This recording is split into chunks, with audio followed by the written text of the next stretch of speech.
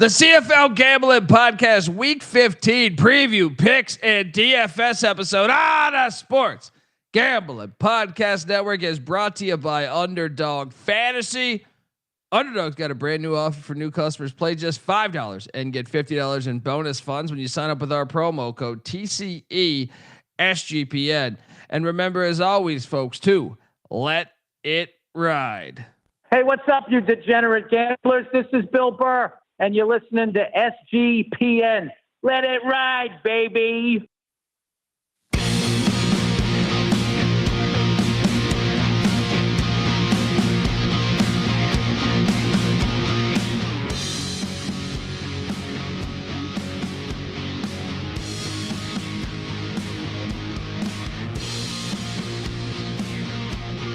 Welcome to the CFL Gambling Podcast.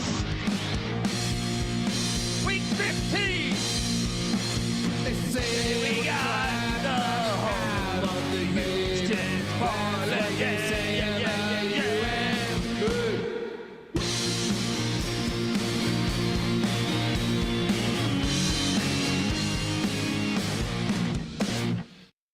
Oh, wow. God, that intro's got me ready to run my head through a fucking wall. YouTube.com/@CFL Gambling Pod. Get over here, hit that like and subscribe button because holy hell, we're in week 15. Wow. Okay. If you're wondering who the hell you're listening to, that's fair. My name is Colby Dant, Dan, aka Pick Dundee. That's not a pick. This is a pick. He was raised in the land down under, where a man thinks on his feet, speaks with his fists, and lives by his wits.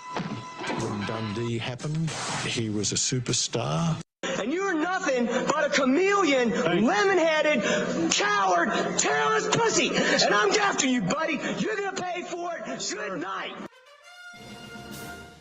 Oh boy, 4 games. Everybody could be in the playoffs. Everybody.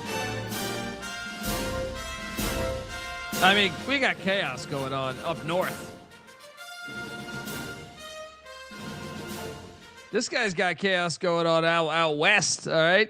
Because I texted him several times. He was out on the Oregon coast inhaling God knows what. You know what I mean? He said he was looking for the what was that Nicolas Cage Pig movie where you're out in the ocean? Oh, Pig. It's called Pig.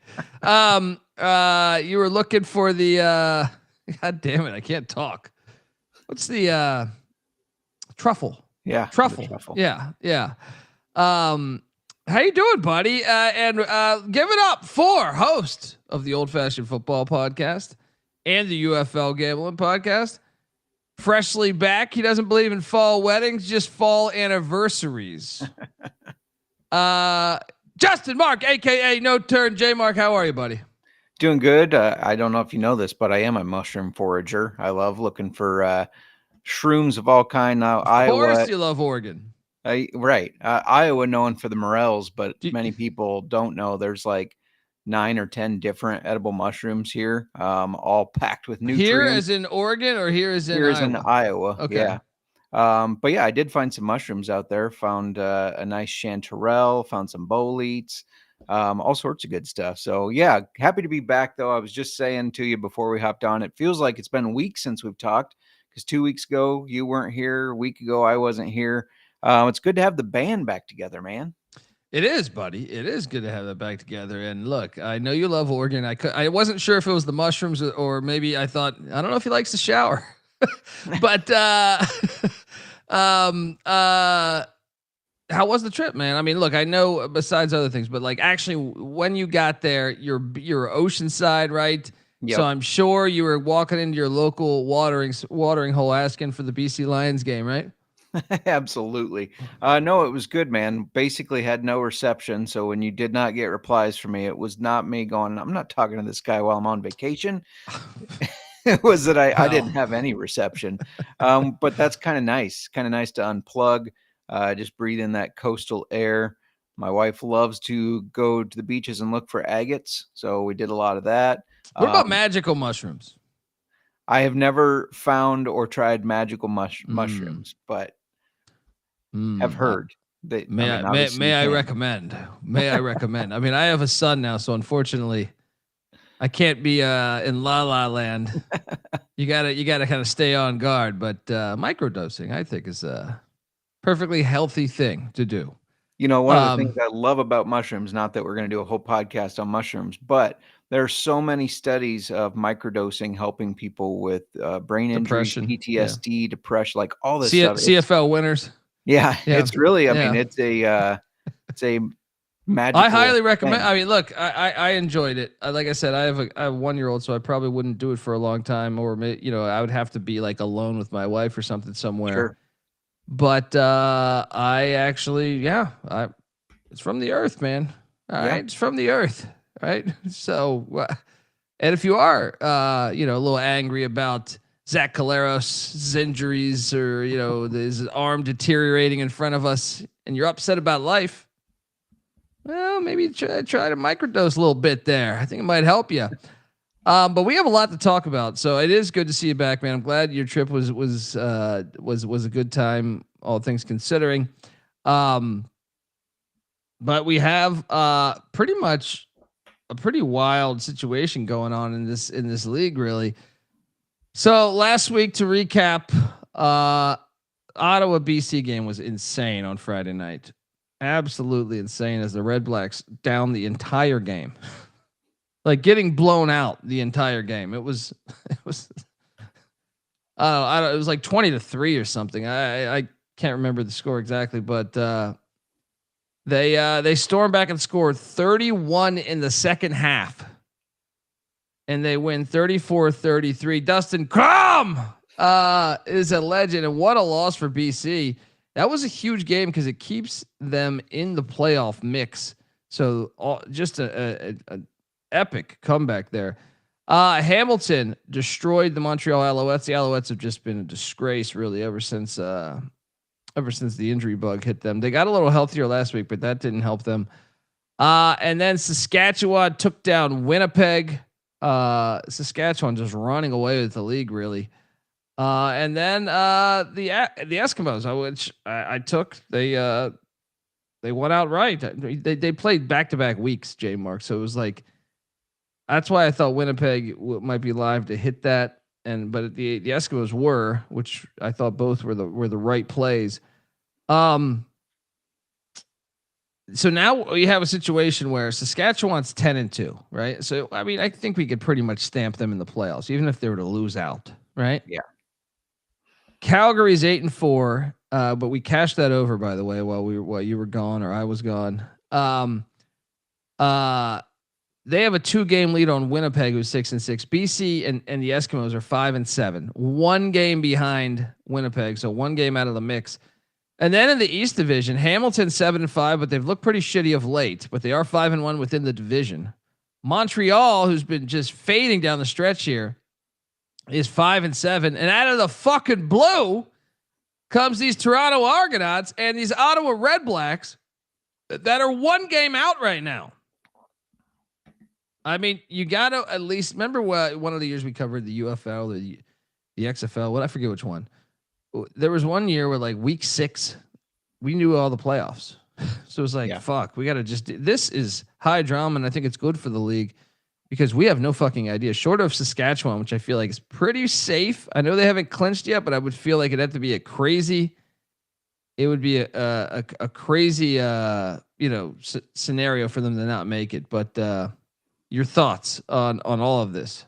Yeah, no, I mean, I think competition like this creates great football games, especially going down the stretch here. I mean, everything's on the line and everybody knows that. 2 years ago, I think it was in the UFL, by week 6, everything was wrapped up and it's like, what's the fucking point now? So it's nice to see that not happening because that does lead to kind of laziness or lackadaisical play. So I think these next few weeks are obviously crucial, and I think it's going to lead to some great football, everything on the line. I just to go back to that very first game, I've said that I think Dustin Crum can be a good quarterback, but he has these games where he's terrible. This was one of those times when it's like this is why this guy started all the games for him last year. Well, This is that why they remember when he believed in got him. his first ever start, he looked great. Yeah. And we were like, whoa. Ottawa's got a quarterback, and then he was Dustin Crum up and down. True. But no, I mean, this, you can make a case for every team, I feel like, to make the playoffs and make a playoff run right now. I mean, even the Edmonton Eskimos, with the way Cody Fajardo has come in and turned that around, what a great storyline if they could sneak into the playoffs and then he leads them to maybe the Grey Cup. Just the storylines behind that alone are fascinating. Yeah, no, and how about like even the team running away with this Saskatchewan's kind of been owned by Calgary. Yeah.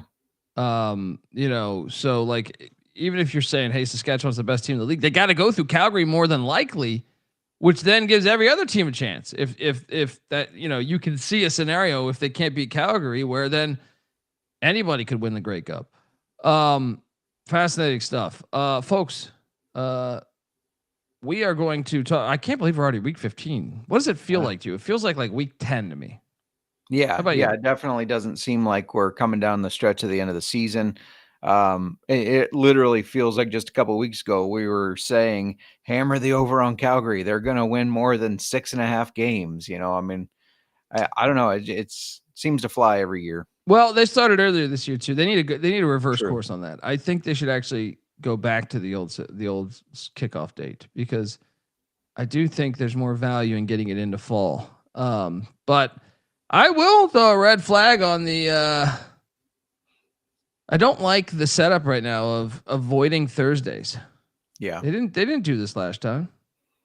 Last year they were playing on Thursdays, I thought. I think they switched it towards the end of the season, but Yeah. I could be wrong there. They might have switched it later though because they started the season later.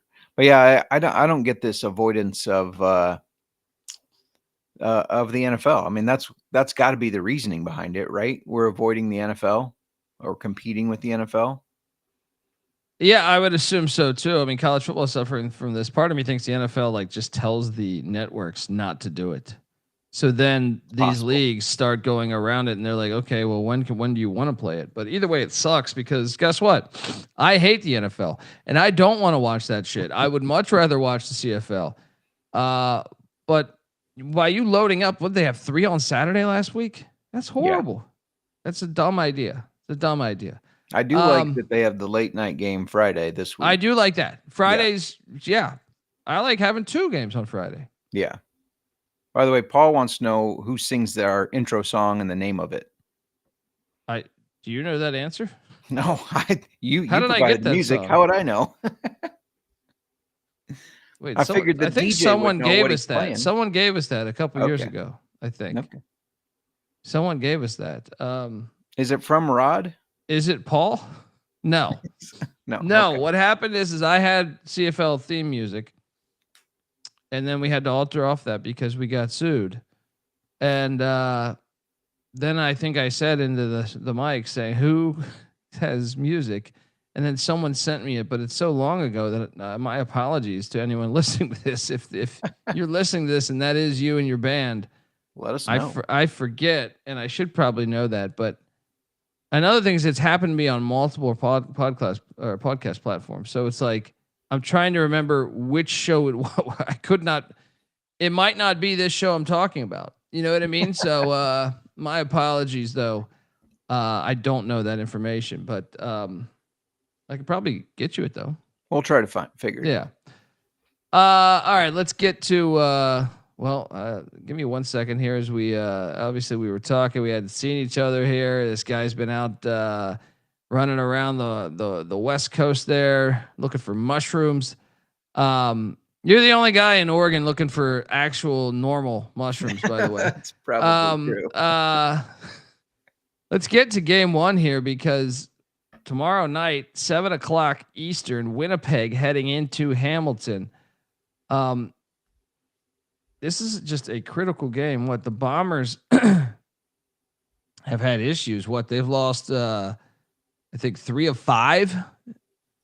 The Bombers have 3 of 5, and then the Ticats, who were looking so fire before last week, they had lost 3 straight. So last week they got it done against a beat up Alouettes team. They are currently laying 7 points, the over under at 51.5, and they haven't played since last October, but Winnipeg did put it on them 31-10. This game is on CBS Sports Network. I think so Caleros is out, right? That's another thing, right? So Strevler will be the guy. Man. I'm going to lay the 7, actually. I don't know, though. I just hate these. Like, when you get to 6 or 7, if it was like, I'll lay it and say the Ticats and Bo Levi Mitchell do it. But I think the better play on the board is the over 51.5. What are you doing here, man? Yeah, I completely agree with you on the over being the best play.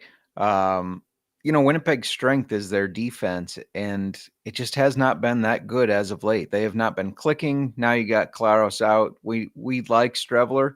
We've talked about that before, but he's such a polarizing type of quarterback, especially this year. He's not looked as good as I thought he did last year when he filled in. So, yeah, I'm all over the Ticats. I think this is kind of the final dart in the Blue Bombers season that they realize, hey, we're not doing it this year. My future, I might be able to burn it up now. I think it's done. They are not winning the Grey Cup, and that's going to be very evident when the Ticats give them an ass whooping. So, yeah, I'm all over the Ticats and the over here. There's like vibes, if you remember, in the NFL when the Bills. So the NFL nowadays is so crazy because your free agency is so wild that you never really see it anymore. Sure. But like you saw those Bills teams and those Cowboys teams and those Niners teams, it felt like you saw them wind down in front of your eyes. Like for some reason, I want to say the Buffalo Bills, like late in Jim Kelly's career and Thurman Thomas's career and Andre Reed's career, one would start to leave. Like I feel like I forget which one went first, but I feel like Kelly was one of the last. But Thurman Thomas ended up going to the Dolphins and Andre Reed to the Redskins, and then like you're just sitting there like they're still got a lot of the core of the team. But they're old and they look old, and they would make the play. Were good. The culture was good enough within the locker room to get them to the playoffs. Yeah. But they just couldn't go anywhere because they weren't the same athletes they once were. And then they had lost, bits and pieces of that team. They were just an older team. And I feel like that's kind of what we're looking at with the Winnipeg Blue Bombers over the past couple of years. Yeah, 100% agree. I mean, obviously they've not been able to win the Grey Cup the past couple of years. They keep losing it. And you thought, we talked about it preseason. This feels a little bit like the last ride, right? I mean, I know they extended Claros for 2 years, but most of that was up front. I think if O'Shea can't produce, he's out. I mean, I just think that this was their last chance to really prove that this unit can do it. And I think they're proving they can't. What's the story with Caleros' injury, by the way? I know he's out. I didn't hear the significance of it. Just that he's out at least this game. So yeah, I'm not sure there. The reason why I say that is because like Winnipeg could still easily make the playoffs even despite losing this game. Sure. Yeah. So, maybe they still get in and they still have a magical game here or there, but yeah. All right. Do you like the over, you said? I do. That's the best play on the board. That's the best play on the board. Bet the over. 51.5. Get it in. Before we get to the second game Friday night, I want to let the folks know that the CFL Gambling Podcast is brought to you by MyBookie.ag. Yes, MyBookie is your place to bet on football and everything else. Yes, their prop builder is second to none, and their motto is bet on anything, anywhere, anytime. You gotta love that.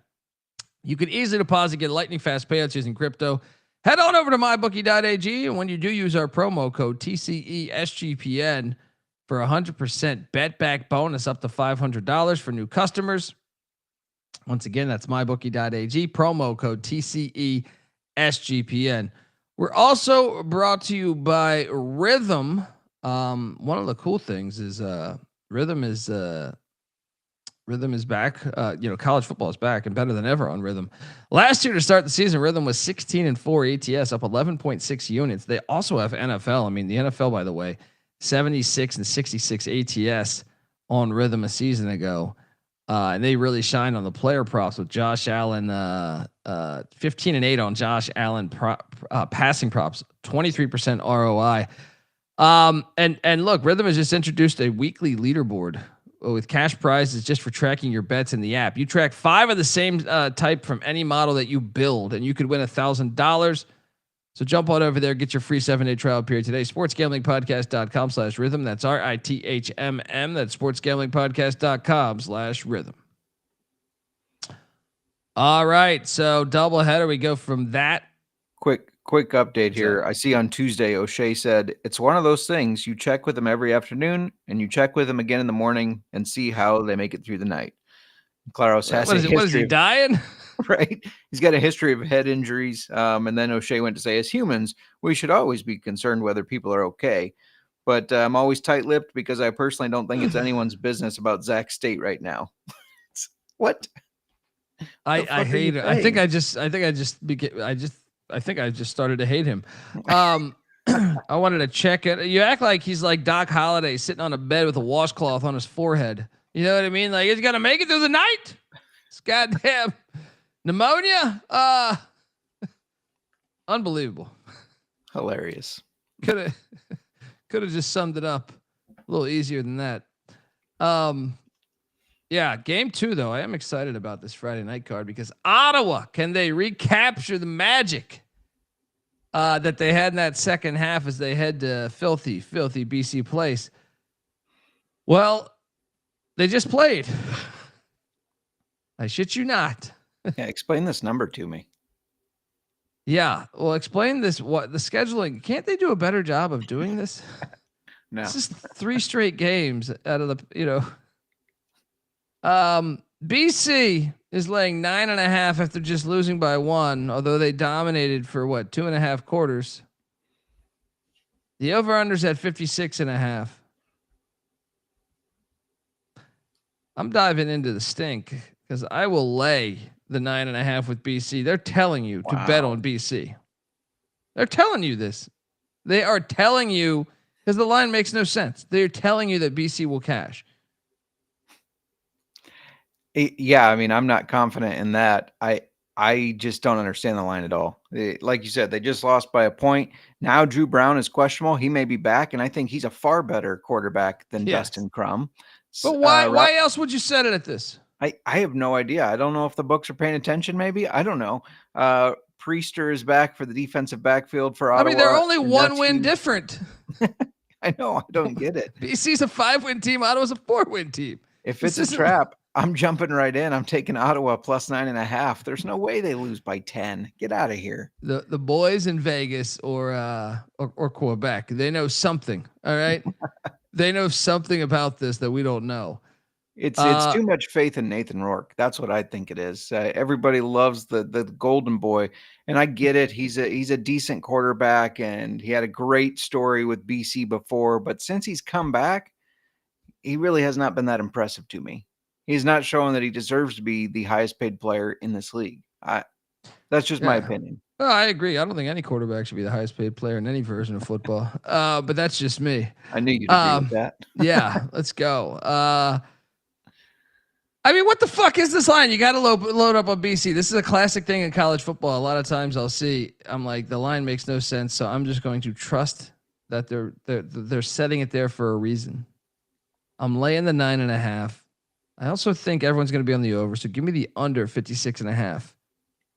I will agree with you there. I think that the under is a good play here, and that's also why I think Ottawa covers. I think this is a low-scoring, tight game, sloppy game, and Ottawa covers it. I don't think they're going to win it necessarily, but I do think they're not losing by 10. And once again, CBS Sports Network, folks. All right, so that's which Friday game do you feel better about? It's got to be the Hamilton game, right? I was going to say it's got to be the Ottawa game where you're getting 9.5 points, but since we agreed on the Hamilton game, I guess we got to pitch that one. Yeah. All right, Saturday at 3:00 Eastern, the Eskimos heading into Toronto. Take on. I got a feeling they're going to win the Grey Cup again. Now, a month ago, they played in Edmonton, and the Eskimos escaped with a 28-20 win. But ever since then, these pesky Argos that somebody hates, have won 2 straight games. They were on bye last week, but they beat the Lions, and they put up 52 points on the Lions. And then they put up 35 on the Ticats at a rivalry game at the Hammer. I'm telling you, I've looked at their next 3 games. So you got the Eskimos here. You're home to Montreal, who's just all fucked up. You're at BC, who's just kind of all over the place. This team is going to the playoffs. Hammer these Argos.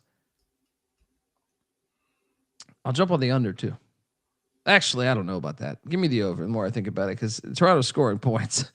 What are you doing here? They're scoring points and their defense is not great. So I also really like the over. Got a question for you. Chad Kelly is practicing in a limited fashion right now.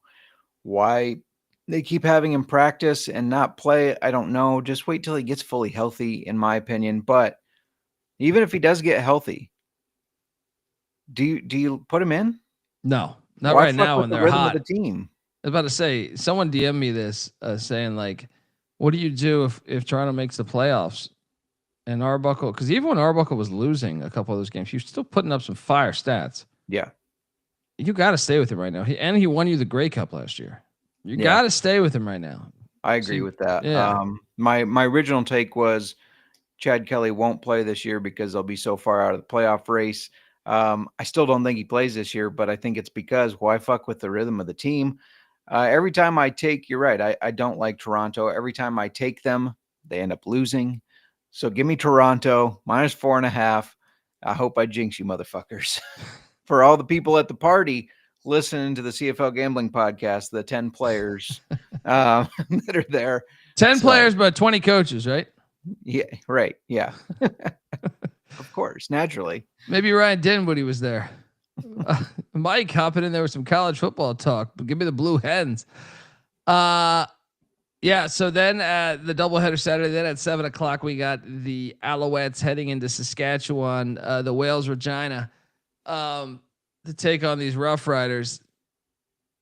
Look, I would love to take Montreal here because I do think Saskatchewan's close to clinching, but I think that the fact they haven't clinched is why you want to take them. And then Montreal is just a wreck right now, man. Just like there's a shot this team's not even making the playoffs because of all the injuries.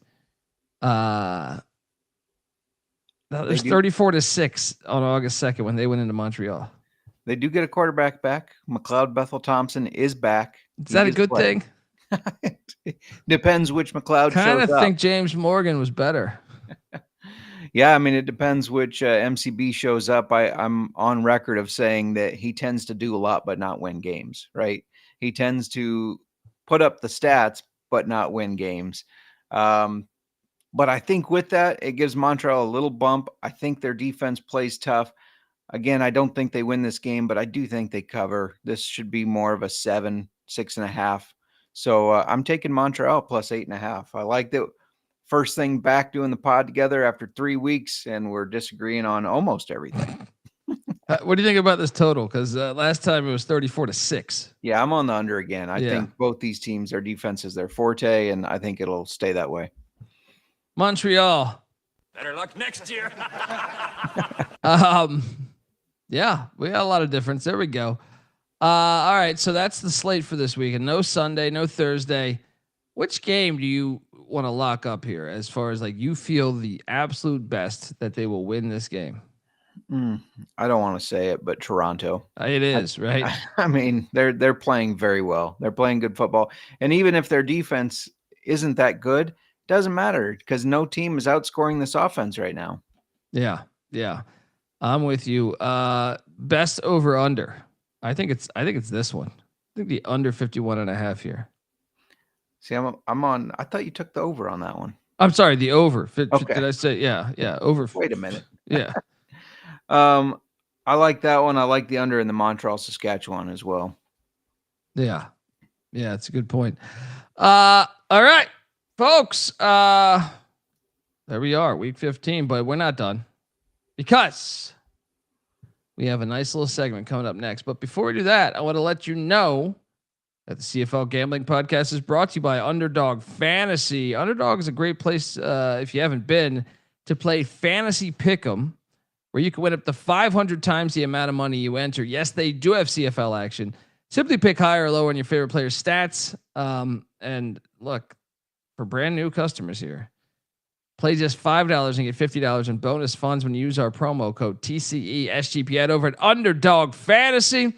We're also brought to you by Novig. Yes, Novig's America's #1 sports prediction market. Since Novig is an exchange, we're getting some of the best prices in the market. Novig's available in 35 different states as well.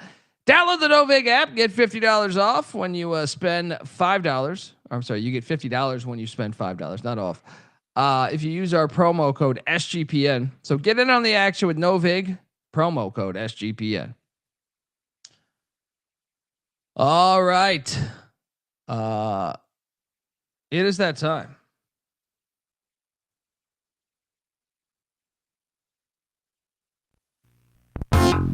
We are the home of the huge tits parlay. Jmark's trying magical mushrooms in Oregon, and he misses out on the huge tits parlay.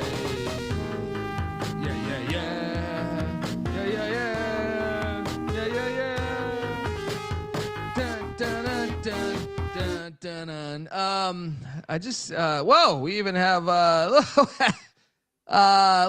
the 90s. YouTube.com/@CFL Gambling Pod. Weren't the 90s fantastic?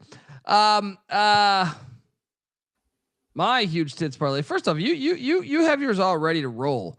So yeah, fire away on this thing here because I'm very intrigued on some of the plays you have here. Fire away. Yeah, well, first of all, 2 weeks ago when you were not on the show, you didn't get to hear me brag that the huge tits parlay I gave out 3 weeks ago did hit at around 6-1. Second, real quick, before we jump into this huge tits parlay, God bless BC, who is having a Pamela Anderson lookalike contest Friday, really? September 12th at the Terry Fox Plaza. I hope they show that on TV. I would like to help judge and just say, no. I feel like we should be the judges. They're doing the huge tits parlay live in TD Place or whatever the fuck that BC Place, whatever it's called. Yeah, absolutely. So for mine, I love the Ticats -7. I think you're on that with me as well. So I'm sure you can agree with that. I know you cannot agree with this one. That's okay. Red Blacks +9.5. You just can't get behind the them losing by 10 after they just won by 1, especially if the quarterback that is better on the team is back.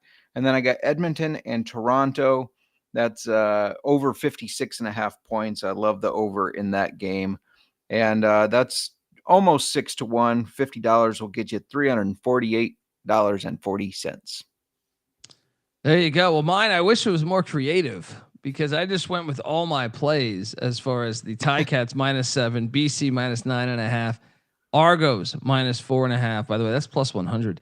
And the Rough Riders -8.5. You put 50. You put 50. All this chalk. A lot of chalk. I'm like LeBron, just throwing that shit in the air. $50 gets you $701.92. So as much as it's chalk, cash is flowing. You know, the one I gave out that was the LeBron's wife's tits parlay because it was so chalky hit. So you might be onto something here. There we go. All right, let's jump over to the DFS side of this because I did win $15 last week. I know you were over there, fucking nature boy over there with your goddamn treehouse. You're setting up tents and all that shit out on the Oregon Trail over there. Is that goddamn Lois?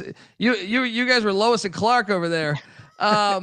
Nobody got dysentery at least. I feel pretty good about, well, I made a bunch of money last week, but I will say I actually, if I'm being honest, I feel good, but I also felt like this was a little harder this week. The amount of injuries throughout the league makes it a little challenging. How'd you feel about the DFS slate? I felt good, except I spent way too much money. And so then it ended up having to have a $3,300 player, which you always hope can contribute, but it's always a little nerve wracking. But yeah, I mean, the one thing I don't like, they did this to us last year. The prize pools are going down. Did you notice that? I did. I'm in a pretty lame one, actually. It's like I gave I think I gave $10 or $15 and it's like the most you could win is $250. What the fuck is that? Right. Yeah. I don't what's the point of that? I mean, why do they drop towards the end of the year? I don't understand it. Hey, let me just go to the fucking casino down the street. It's like part of the fun is the thought that if everything goes right, you could, like Sean stacking the money green from SGP won 250K. So Right. it's like, how are you going to deprive us of that? I feel like they're lying to us, man. Well, I just like, how's it? It doesn't, the math doesn't add up. The math is not mathing. Well, like, I mean, I don't know how many people are playing this right now. It tells you once it kicks off, but I'm like, if everyone's given $10 or $15, how does everyone just win 250? It's just, you're going to give that to everybody. Well, it does say they're maxing this one at just 78 people, the $15 one. But yeah, I don't know. It's weird. Well, I went with the quarterback that I thought was the best for the cheapest. That's what you should do. I went with Bo Levi Mitchell. Look, I wanted to play Rourke, thinking, okay, he could have a big day. He's playing the same defense 2 weeks in a row, which I do believe there is perhaps value in that. But when I really thought about it, I'm like, wait a second. The Bo Levi Mitchell in this offense, say what you want about Scott Milanovic. They seem like they're all over the place this year after looking really good early in the season, but they're a very pass heavy team. So I know, if anything, the anomaly was the last time they played, they only threw for 191, and I think that's why his value went down. He's thrown for over 300 3 of the last 5 weeks, including a 405-yard performance against the Argos. So I will load up on Bo Levi Mitchell at 10,600. How about you?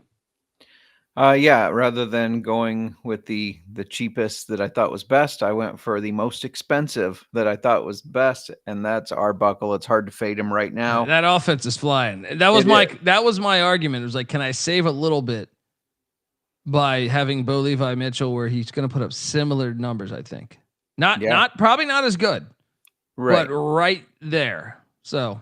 Yeah, I mean, if you look at some of these past weeks, 29, 39, 22, 36, 26, he's on fire. The offense is on fire. I'm getting as many of these Toronto players as I can in my lineup, even though it makes me sick to my stomach. It's just like on old-fashioned football when I said the Packers are going to win the division. Makes me sick, but I'm trying to be realistic here. At the running back spot, and I only list, I feel like the blueprint is you just only roster one these days, right? Many teams are running it, so you got to. Yeah. And I went with the one team where you can count on, with the exception of last week, actually, because you only got 11 carries last week. Still hit pay dirt though, but I paid up for AJ Alouette. You look at every other game of the past 5 games, he only 11 carries last week, but before that 18, 15, 18. 15. So it's like they're pretty much guaranteed to give him the ball about 14, 15 times a game. And I don't think Montreal is the dam breaks. That defense is all right, but if they're on the field the entire game, it just breaks. So I will take AJ Alouette at 8,800. How about you? Yeah, again, I couldn't help myself but get the most expensive player on the board there. I've been rostering this guy almost every week because he catches a lot of passes. He ended up catching 0 last week, but it didn't matter. He ran for 204 yards and 2 touchdowns. That's Justin Rankin. Excellent first name, by the way. Do I expect him to get 204 rushing yards again and 2 touchdowns? No, I don't. But I do expect him to get more involved in that passing game again. So, yeah, give me Justin Rankin. He's $10,100. You got to pay up for him. And that's why I said I had to end up rostering a $3,300 player, because I took the most expensive quarterback and running back. That makes sense. Okay. At the receiver spot, this was tricky. You have a lot of injuries throughout the league. Yeah. I feel like almost all the guys I normally love to play. If they're healthy, the quarterback's injured. If not, they're injured and they're just out. Like Tyler Snead or something, or some of the other guys for the Bombers. So at my top receiver spot, there is a guy that I just like to load up on, and I feel like this chemistry is continuing to develop, and that is the great Justin McGinnis. 7 for 148 in a score last week. A few weeks ago, he had 8 for 159. And check this out. He has had 9 targets or more in 3 of the last 4 games. In fact, he's had 31 targets the past 3 games, averaging over 10 targets a week. What's his price? He is 9,300. Ooh, never mind. I can't afford him. But I like it. Who's your top wideout? Yeah, just real quick on that. I mean, this is a guy that was a stud last year, and we really hadn't seen him pick it up, and we're like, what the fuck happened to him? But yeah, the past several weeks here, really picking it up, becoming a really good target. So I like that play. I'm going to go with the guy that 2 weeks ago when you weren't here, I said, hey, this guy may be back, and if he is, put him in your rosters, and it paid off. I mean, Makai Polk didn't miss a beat. He got cut from the NFL, came right back to the Argonauts, didn't miss a beat. What's his price? He's 7,000. 7,000. So he in week 13, his first game back, he had 9 targets. In his first game back, 6 receptions for 64 yards and a touchdown. I think he's just going to continue to get better there, get more familiar again with that offense. Is he more expensive than Meidel? Because Meidel is around that same. Okay, because I was cheaper. thinking about replacing it with Meidel, but I'm not. He's cheaper. Meidel's 77. Makai Polk is 7,400. But Meidel gets so many fucking targets, even though I know he only had 70 for 47 catches for 40 last week. He still gets. I mean, this is a guy that's had 23 targets over the past 3 weeks. So I just feel like that could be our battle of bourbon there. I like it because you do have Meidel. Yeah, I have Meidel at 7,700. But I'll stick with them. Yeah. I do think there is value though in grabbing anybody on that fucking offense right now. Yeah. 100%.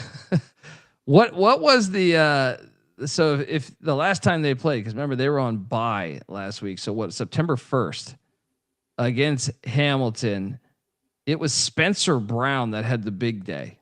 Right, Spencer Brown, the running back, but receiving the ball, he had a gigantic day.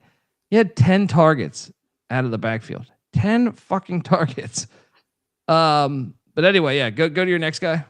All right, so we got our Polk Meidel battle. I wrote that down. My next guy, also a Toronto Argonaut. Like I said, I got too many of them on my roster, but it's where we are for 7,000. Dejon Brissett.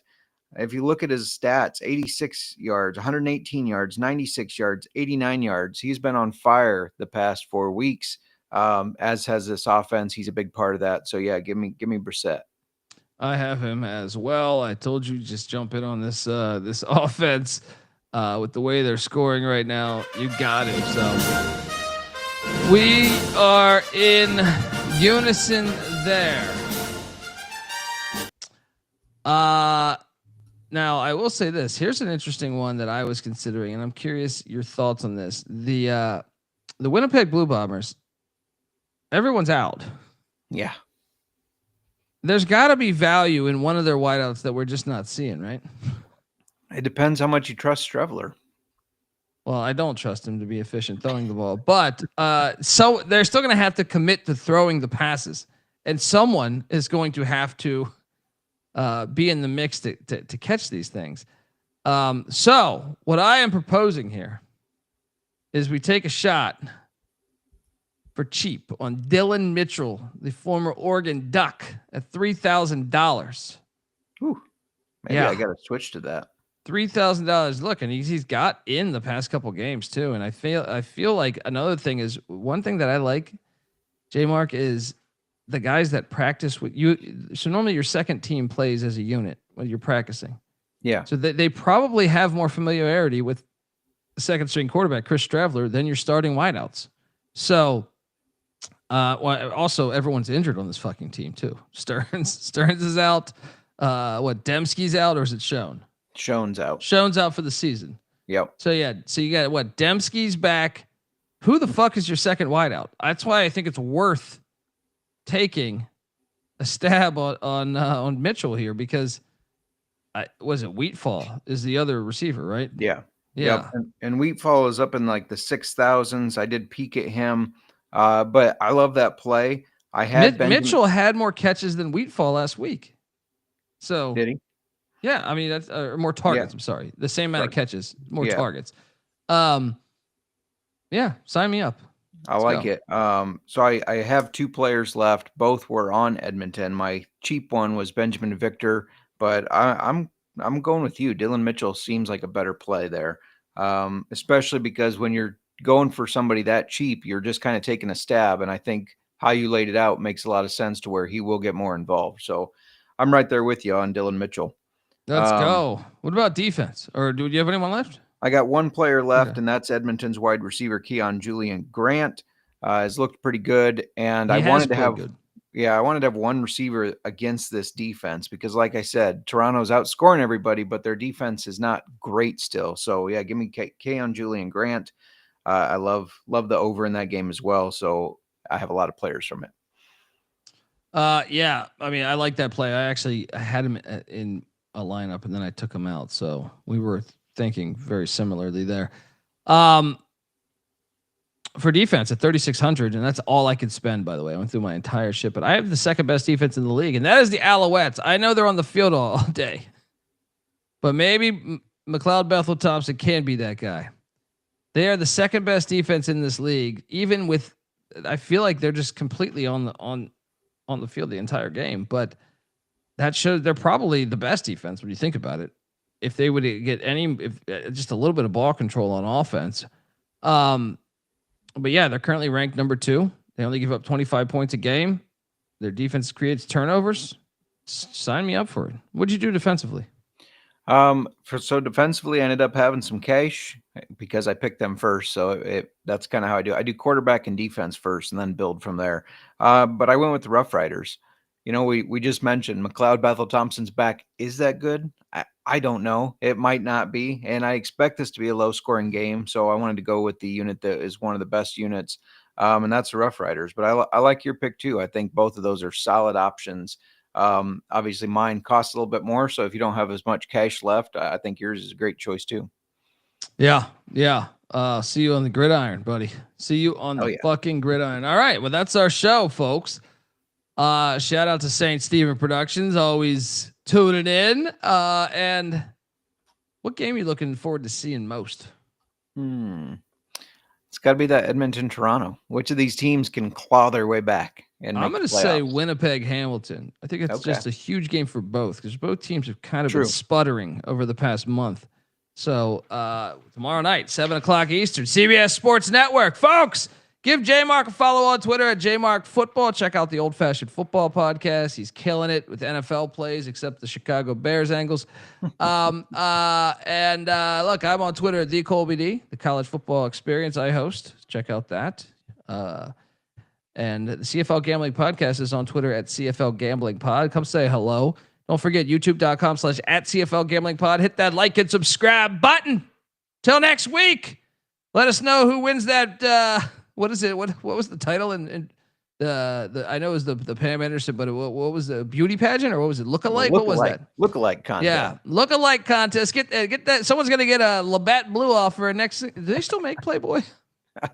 I have no idea. I got to be honest. I don't know. That needs to come back around. All right, that's like. I feel like you're starting to see this now, where we're getting old enough, where some of the things that, like, if I go to Target or something, that they'll have like they had a random Pac-Man machine at Target, and I'm like, what the fuck? But it's becoming niche. Like the people that are in their 50s and shit or late 40s, so they can identify with it. So I think Playboy magazine, folks, could be coming back around. All right, I'm ahead of the game. I'll sign up to write for free. Why not? Dude, that's what's honestly, I don't know if you know this. College football in general in America used to have a major section in the Playboy every time. Like there was actually a top 25. You could go look this up in the 70s and 80s. It was like a big thing to be the All-American Playboy team. There's like, I'm telling you, like they leaned into college football pretty heavy, and football in general, I think, pretty heavy. So shout out to Playboy. That's that's probably what happened. They fucked it up. Before it was football and tits, and then they were saying, "Hey, let's just keep going into this." And you would think that would work, but somehow, some way, it didn't work out. It's a different generation that came after us. Like, what is this? Just this girl showing her vagina to you. What the hell am I supposed to do with this? We've lost sight. We've lost sight of the prize. All right. But not our generation. We're still there. Yeah. Playboy's coming back. All right. Till next time, folks. This is the CFL Gambling Podcast. You better start thinking about yours. And we out of here. Run and shoot.